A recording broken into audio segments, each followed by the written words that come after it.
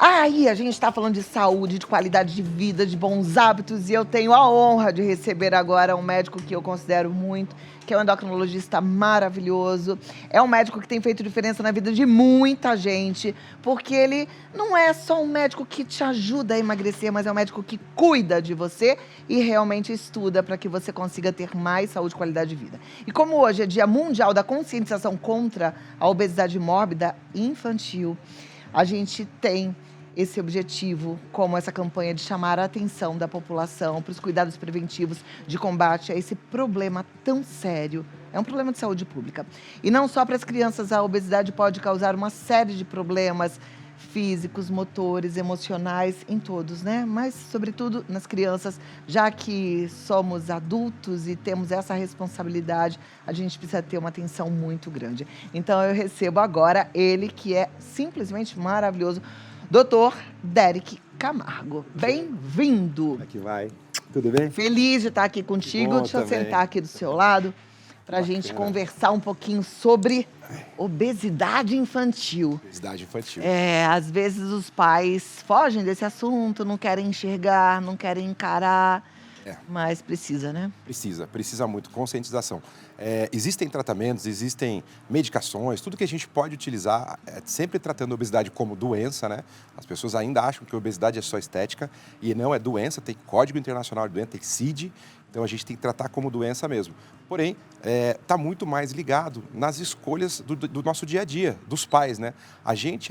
Os pais ainda são quem mandam na alimentação da criança, pelo menos até os 7, 8 anos de idade. E assim, tem uma série de fatores que vão influenciar nessas escolhas. Precisa cortar totalmente a alimentação das crianças? Não. Só que tem que ter escolhas melhores durante o dia, conscientizar as crianças, os pais, porque a criança ela não tem decisão, ela copia o que você fizer. Então, às vezes, mudar até o estilo de alimentação da casa vai ajudar muito nessa conscientização para as crianças mesmo, né? Você vê, a gente estava falando agora há pouco de adicção, né? A gente estava falando de dependência química e da importância dos familiares estarem envolvidos nessa recuperação. E para a obesidade é a mesma coisa. A casa precisa estar consciente, a casa precisa ser uma casa, uma família saudável para criar uma criança saudável, né? Perfeito, perfeito. Existe, por exemplo, antigamente a gente falava muito assim, ele tem tendência a engordar, ou ele tem tendência a ser gordo. Isso é verdade? Isso é verdade. A gente chama isso de genética, né? A genética é desfavorável, sim, a algumas pessoas, porém a gente também tem, em contrapartida, a epigenética. A epigenética é um jeito de você, entre aspas, assim, modular a sua própria genética. Nada mais é do que você moldar o seu estilo de vida, o epigenética é um nome bonito, mas nada mais é do que você moldar seu estilo de vida para um estilo de vida mais saudável e enganar a sua genética. Por quê? Tem muita gente, fisiculturistas, pessoas que têm uma forma física invejável, que elas têm tendência a engordar.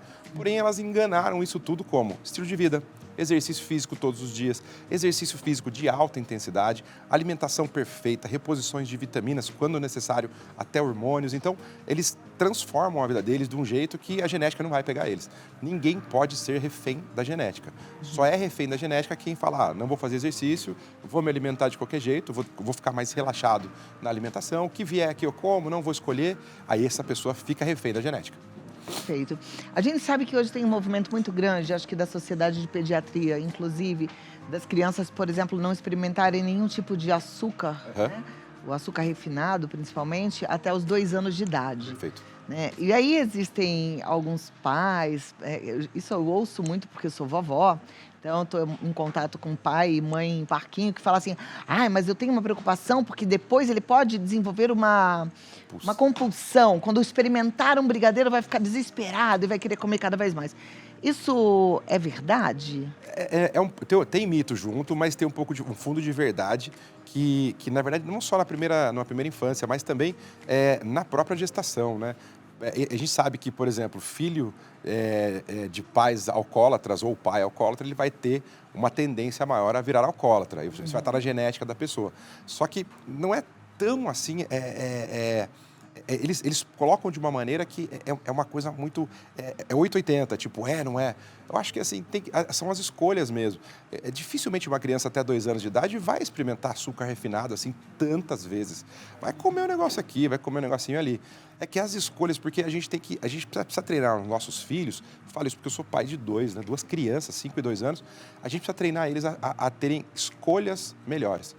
Não doutriná-los a tipo, vai comer aquilo, vai comer aquilo. Não, tem que conscientizar, falar, não, você vai ter que comer isso aqui porque isso aqui é melhor para você, explicar, tem que ter esse cuidado. E essa é a base de tudo. Agora, ter uma compulsão porque comeu um brigadeirinho numa festa, isso é mito, né? Não existe, né? Esse negócio de, comeu um negocinho na festa, vai crescer, agora vai ter compulsão por doce o resto da vida. Não. Doutor, eu sei que no seu consultório você atende muitos adultos que querem emagrecer. Sim. Né? Eu já vi, inclusive, um movimento, a clínica do Dr. Derek, que é incrível, e aí as pessoas conseguem, têm resultados maravilhosos. Mas existem crianças também lá e que estão em tratamento? Geralmente eu atendo de 14 anos para cima. Tá. Por exemplo, se chega o pai e a mãe são meus pacientes já, e aí fala, meu filho tem 13 anos, eu só quero ver como é que tá. Eu acabo vendo os exames, faço um atendimento, mas um atendimento mais superficial. Se eu vejo que tem algum Filhos de problema... pais obesos normalmente são obesos? porque se eles já estão obesos, a casa é circundada por coisas de escolhas ruins de alimentação. Então, geralmente, a criança já tem acesso a comer tudo meio de péssima qualidade quando é criança. Refrigerante tem todos os dias na casa, Danone, iogurte tem todos os dias na casa. Então, acaba que as crianças elas já começam a ter uma forma física a partir dos 7, 8 anos que já não é tão favorável. Então, já começam a ter um grau ali de obesidade, né? Quando os pais estão preocupados em cuidar do filho e evitar a obesidade neles, eles acabam emagrecendo também? Também tem que mudar. Se eles não mudam na casa, os filhos vão ter acesso a tudo. Os filhos vão ter acesso a tudo. E é uma loucura, porque assim, eu vejo em casa, às vezes eu faço alguma coisa e meu filho copia igualzinho. Tipo, às vezes eu chamo alguém em casa de alguma maneira e ele chama igual. Ele usa até as mesmas palavras. E aí, quando eu como alguma coisa específica, ele quer comer também. Então, o que eu uso muito com meu filho? Eu como, por exemplo, uma saladinha de alface com tomatinho e cebola e um pedacinho de frango desfiado. Uma alimentação maravilhosa. Eu como e falo, nossa, filho, que delícia que tá essa alimentação. Aí ele pega e, papai, nossa, como tá gostoso, como tá gostosa essa comida e tal. Só que, na verdade, ele queria comer macarrãozinho, ele queria comer nuggets, ele queria... Então, nós temos essa ideia, doutor, de que como a criança está em fase de crescimento, a gente, por exemplo, faz a escolha da saladinha com grelhadinho à noite. Mas para a criança a gente quer dar um arroz com feijão, uma cenoura, um macarrão, né? E aí, tem que ser igual? Ou a fase de crescimento realmente requer um pouco mais de energia, de caloria, eu diria?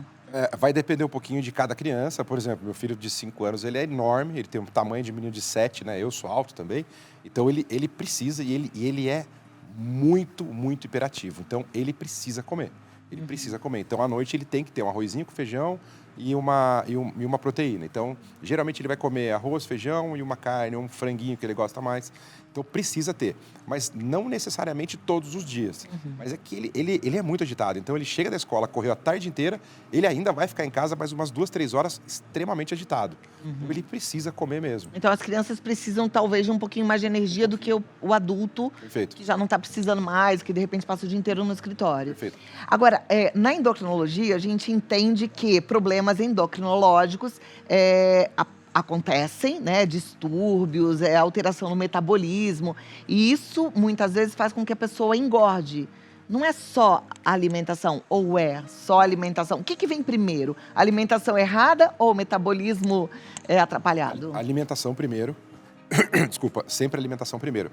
Porém, aí a gente tem que começar a pesquisar se a criança não consegue emagrecer de jeito nenhum. Então, uma outra coisa que a gente olha muito, tireoide. Então, você fala muito de tireoide aqui, né? E tireoide é um problema que se a criança tem o hipotireoidismo, e pode ter. Então, isso que eu ia te perguntar, a criança pode ter hipotireoidismo? Pode, com certeza, pode ter desde nasceu. É frequente? Não é tão frequente, mas pode ter, principalmente por genética. O pai tem ou a mãe tem, a genética é muito forte. Então, eles vão acabar ou tendo um problema de tireoide quando criança ou quando mais velha, em algum momento vai desregular essa tireoide. A tireoide é o primeiro, diabetes também. Diabetes é o segundo. E a compulsão alimentar já não é tão fisiológico, é mais psíquico, né? Mas a compulsão alimentar também é uma coisa de comer rápido, de querer acabar com a comida logo. E isso é um pouquinho também de ambiente. Isso é um pouquinho Isso é um pouco onde de está imitação, inserida. né? Imitação. Eu me lembro que quando eu era pequena, eu observava meu pai comendo rápido, eu achava bonito, né? Eu achava eficiente aquele cortar de garfo e colocar comida na boca. Achava aquilo. Eu ficava com tanta vontade de adquirir essa habilidade de comer rápido. Hoje eu tenho que me controlar para comer mais devagar. Sim. Como escovar dente. Eu achava tão lindo o jeito que eles escovavam com força. E aí eu aprendi depois de adulto que escovar com força é péssimo, né? Então, a gente precisa sempre ficar atento a isso, que a gente é exemplo. O ambiente que a gente está inserido, eu acho que é tudo, né? Até pra gente adulto, né? A gente acaba pegando manias, né? Vícios, adquire vícios do meio que a gente está inserido. Criança não é diferente, né? Agora, como hoje é o dia da conscientização à obesidade mórbida infantil, existe obesidade mórbida sem ter um problema endocrinológico ali instalado? Existe também. Existe também. Eu até peguei uns dados, né, pra gente, quando eu falar sobre esse assunto. Hoje a gente tem 9 a 12% em média na população de crianças abaixo de 12 anos com algum tipo de obesidade, seja obesidade grau 1, grau 2. A gente não consegue distinguir muito ainda porque é criança e está em fase de desenvolvimento. Mas 9 a 12% é um número muito alto de crianças com problemas de obesidade. E se você for pensar, Cláudia, a gente não tinha esse problema em 1920, 1930, 1940, a gente não tinha. Tudo começou pós-revolução industrial. E isso é uma coisa que eu estudei muito para entender por que o pessoal começou a engordar. Por que a gente começou a ficar obeso? E a revolução industrial que trouxe isso. A gente começou a parar de ter comida e ter produto alimentar. Então a gente tem hoje, por exemplo, Ruffles, a gente tem batata industrializada, a gente tem lasanha, tudo industrializado. Antigamente não tinha. Antigamente você queria comer uma massa, a sua avó, sua mãe, né, eles tinham que preparar a própria massa, fio a fio do macarrão ali, aquela maquininha para fazer o macarrão. E era tudo muito mais saudável, né? Hoje não, hoje está tudo pronto. E aí precisa pôr conservante, acidulante, edulcorante, emulsificante, tudo para durar aquele negócio na prateleira. Quer dizer, a gente está se estragando. A gente está se estragando. Eu costumo dizer, se dura mais que 6 meses fora da geladeira, não é saudável. E tem mais uma coisa que eu reparei, que eu vou falar para você pesquisar depois. Não sei se você tem acesso aí ao prato de alguém mais antigo, ou da sua avó, ou da sua mãe. Gente, os pratos, eles eram pequenininhos comparados a hoje, tá? Pega um aparelho de jantar de antigamente, era pequenininho, um prato raso era pequenininho. Hoje, o prato que você compra, que você quer, é grande, né? Então você já fundo, às você vezes. já é convidado a colocar mais comida nesse prato, porque cabe muito mais. Exato. E tem que comer menos. Comer menos. E a gente dá conta de comer menos? Segura aí que a gente fala sobre isso já já. Nada. Ou vai dar, não deixa estragar. Se estragar é pior. Tem que se cuidar, né, doutor? Exatamente. Então vamos lá. A gente come mais do que a gente deveria? Come. Sempre. A gente Sempre. come há muito tempo mais que a gente deveria. A gente precisa de uma quantidade muito pequena de comida diariamente. Na verdade, a gente precisa dos nutrientes daquela comida. Então, a nossa alimentação tem que ser mais variada, bem mais variada e menor. Só que, quando, na verdade, a gente come o quê? Pratão de arroz, um pratão de feijão, um monte de carne. Porque é gostoso, né? Que é uma delícia, eu adoro. É uma delícia comer. Às vezes eu falo, isso desde pequeno, eu falo assim, ai, a boca quer, mas a barriga não aguenta, né? Exato. Eu amo arroz e feijão. Então, essa fome de comida, mas aí a gente tem que segurar a onda e comer menos. Tem que comer mais variado, né? É verdade que se a gente esperar um tempo, a gente sente mais saciedade? Como é que é esse processo da saciedade? Exatamente. O processo de saciedade é lento, ele demora quase 20 minutos, 15 a 20 minutos. A gente precisa acionar alguns mecanismos que eles vão liberar algumas enzimas do nosso estômago, que são as famosas canetinhas, aí, que eles são os análogos, são parecidos.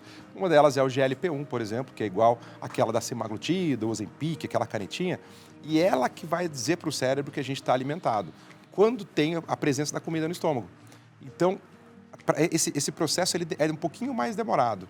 E aí, quando a gente fala que quando a gente precisa comer um pouquinho de salada também, não é só pelos nutrientes. Pelos nutrientes, maravilhoso. Então, comer alface, um pouquinho de rúcula, um pouquinho de cenoura, aí arroz e feijão e uma saladinha, você conseguiu aí cobrir uma gama de nutrientes que a gente precisa. E pode ser tudo pouquinho, porque a gente precisa de pouco nutriente para ficar nutridos, né? Só que a gente vai lá e come, na verdade, só arroz, feijão e a carne, que é uma Na delícia. verdade, essa saladinha, a gente aprendeu isso outro dia, é o que vai passar mais rápido essa comunicação pro cérebro de que a gente está satisfeito, né? Perfeito. Saciado. Não é porque o estômago encheu, é porque parece que o que é processado passa mais rápido, Passa né? mais rápido. E, assim, uma coisa muito interessante, isso não é de agora, esse estudo é mais ou menos há 5 anos atrás já.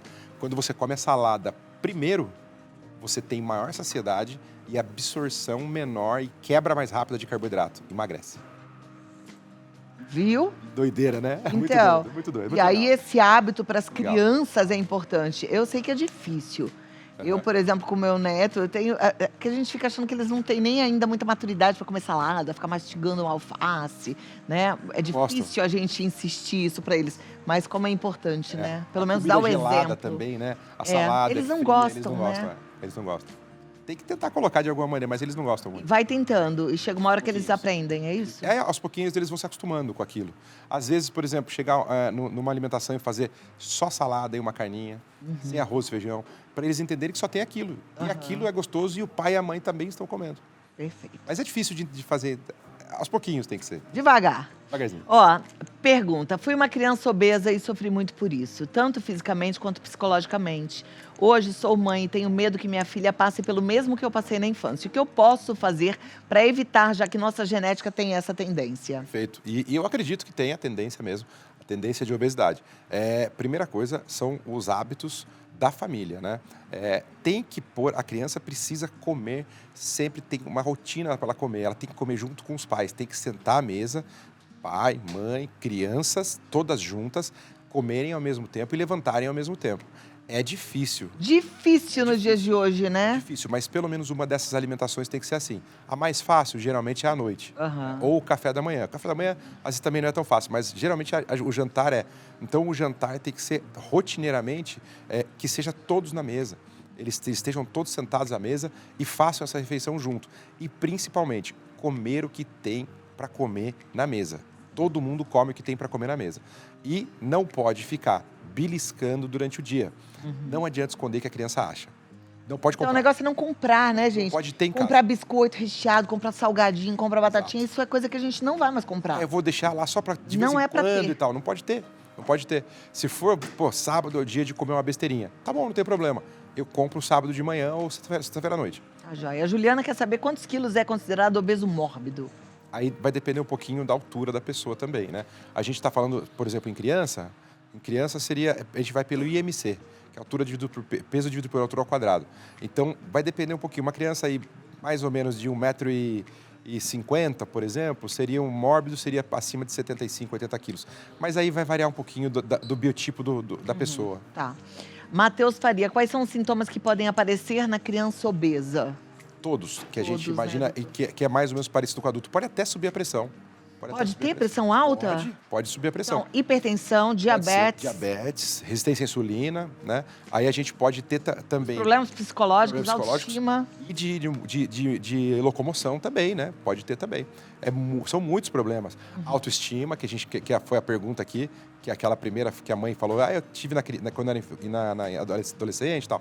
Problema de autoestima, da autoimagem também. Isso causa danos na criança que às vezes são irreversíveis. Ela vai ser pro resto da vida uma pessoa preocupada com o peso, preocupada com a aparência, não vai se aceitar, né? Ó, a próxima pergunta. O que fazer para uma criança emagrecer sem criar um futuro trauma nela?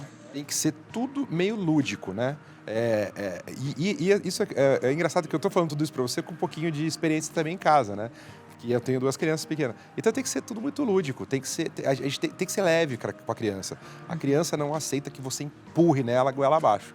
Tem que ser leve, tem que ser na boa. Eles têm que fazer ela entender isso.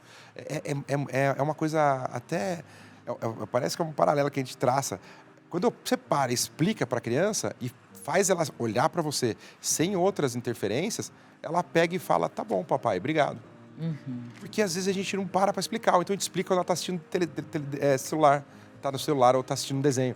Ela não vai prestar atenção em você, ela vai prestar atenção no telefone. Então, às vezes, larga, tira dali, leva para a sacada, leva para o quarto, fala, olha, filho, presta atenção. Hoje, a comidinha que a gente vai comer todo mundo, papai, a mamãe, a sua irmã, todo mundo vai comer a mesma comida. Então tem que ser leve, tem que ser muito leve. Senão, se você forçar a criança a comer aquilo, é pior, né? Então, por exemplo, está acostumada a criança a sempre comer besteira durante o dia inteiro, aí na janta vai lá e não come. Tira as besteiras, põe o prato para ela comer, não comeu. Filho, eu vou guardar o prato, porque daqui a pouco você vai ter fome. Então eu deixo o seu prato ou no micro-ondas ou na geladeira, depois eu esquento para você de novo, tá bom? E ela vai sair, vai começar a brincar, daqui a pouco ela vai ter fome. Tá com fome, filho? Tô. Mas daí não pode ser na maldade, tem que ser sem problema nenhum. Filho, eu vou esquentar seu pratinho, a gente vai comer, eu vou sentar com você, eu vou te ajudar a comer e tal. Por quê? Isso a criança entende, não, beleza, ela guardou para mim a comida. E não ela tá me enfiando goela abaixo essa comida porque ela ficou brava porque eu não jantei na hora certa. Então, tem que ser tudo leve. Com a criança tem que ser tudo leve. Perfeito. Só para terminar, comida de verdade pode deixar uma criança obesa? Ou a criança obesa, ela ficou obesa pelas besteiradas? Comida de verdade geralmente não engorda ninguém. Batata frita feita em casa é comida de verdade? Batata frita não, mas assim, se você na air fryer é bem melhor, por exemplo. Tá. Tem alternativas hoje aí. Então, vamos pensar nas alternativas. A criança gosta de nuggets com batata frita. Se fritar tudo no óleo, perto do que é feito numa air fryer, por exemplo, a diferença é A gigante. diferença é gigante, você pode cortar a batata, não comprar aquelas congeladas, e o nuggets você tritura o frango e passa empanadinho nele, por exemplo, numa farinha, alguma coisinha que você faz em casa. Resumindo, muito a gente mais tem saudável. que voltar E é igual. a cozinhar. E hoje eu tenho uma nutricionista maravilhosa que ensina a gente a comer de forma perfeita, saudável, saborosa e lúdica. Porque tudo que ela faz é bonito, Que legal. né? Isso é muito legal, a gente vai recebê-la já já. Doutor, alguma consideração para a gente finalizar o papo? Eu acho que tem que ser sempre leve, né? Com criança, o papo hoje acho que foi a base do papo foi esse. Tem que ser leve com a criança, tem que ser lúdico e tem que ter paciência e tem que pôr a mão na massa. Tem que cozinhar. Tem que cozinhar, viu? Doutor Derek Camargo, entra no Instagram, acompanhe, tem bastante dica lá, Derek Camargo. No Face é a mesma coisa. E o WhatsApp, para você marcar uma consulta, às vezes você fala, precisa, bora. Não precisa chegar ao fundo do poço, não precisa chegar à obesidade mórbida. Mas se já tá, vá, que ele vai te ajudar. 11 9 45 64 6108. 11 9 45 64 6108. E o site drderekcamargo.com.br. Obrigada, doutor. Foi uma alegria te receber. Beijo nas crianças. Queria ter ido no aniversário delas, mas eu fui viajar, você sabe, né? Mas obrigada. Valeu. Vamos lá.